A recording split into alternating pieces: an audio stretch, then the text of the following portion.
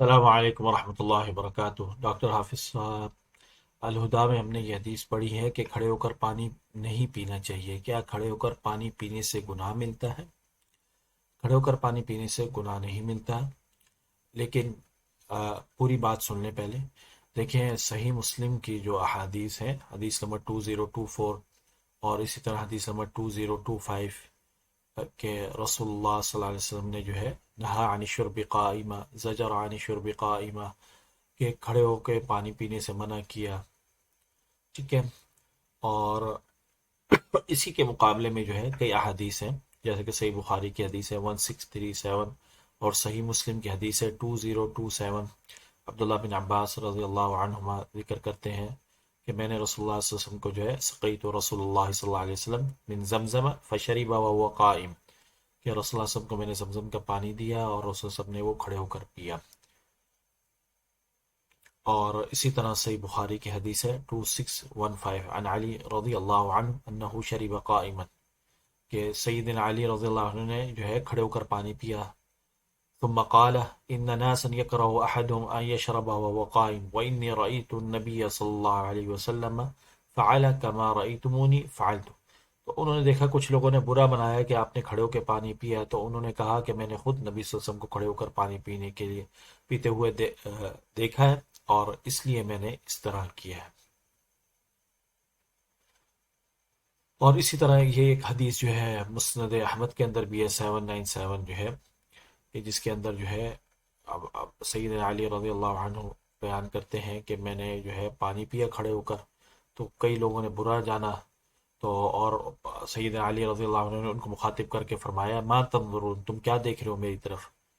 ان اشرب قائما فقط رأیت النبی صلی اللہ علیہ وسلم یشرب قائما،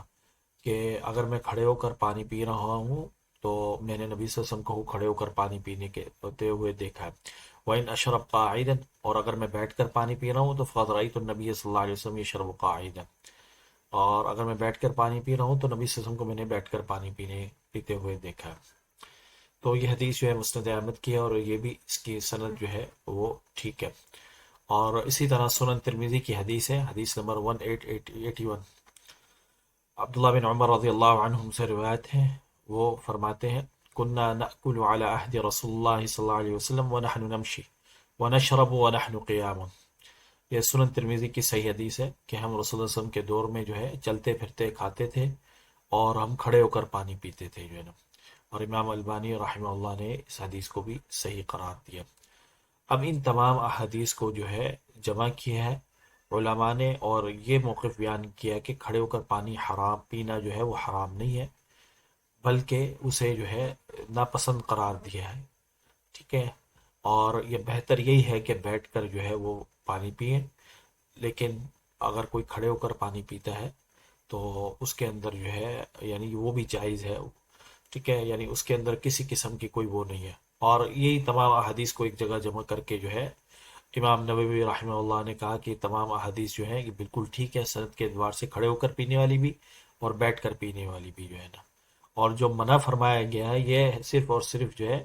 یعنی کہہ لیں کہ مکروہ، یعنی ناپسند کے طور پہ جو ہے نا، اسے جو ہے کراہت تنزیہ کے طور پہ جو ہے بس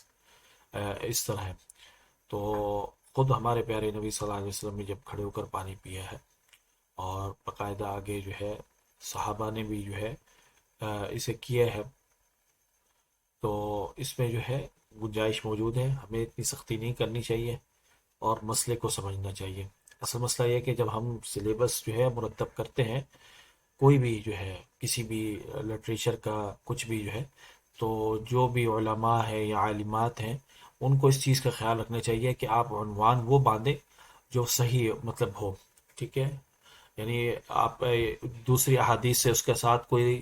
تضاد نہ ہو، کوئی آپس میں ٹکرا نہ رہا ہو۔ تو جنہوں نے مطلب یہ الہدا کی کتاب میں جو احادیث لکھی ہے اور جو عنوان اس کا مرتب کیا ہے، بچوں کی جو کتاب ہے، تو یہ ان کی طرف سے جو ہے کوئی معاملہ ہے، لیکن اگر وہ اس کا دوسری حدیثوں کو بھی سامنے رکھ کر جو ہے سلیبس کو مقرر کریں تو پھر یہ غلطیاں نہیں ہوتی، اور دونوں چیزوں کو بیان کیا جاتا ہے کہ بہتر یہی ہے کہ آپ جو ہے بیٹھ کر پانی پئیں، کھڑے ہو کر پانی پینا حرام نہیں ہے اور نہ ہی پینے سے گناہ ملتا ہے، ٹھیک ہے، یعنی یہ چیز کی وضاحت ہو جائے گی۔ تو ہمیں مطلب وہ بات کرنی چاہیے جو اتھینٹک ہو، اور جو کسی اور دوسری حدیث سے نہیں ٹکراتی ہو.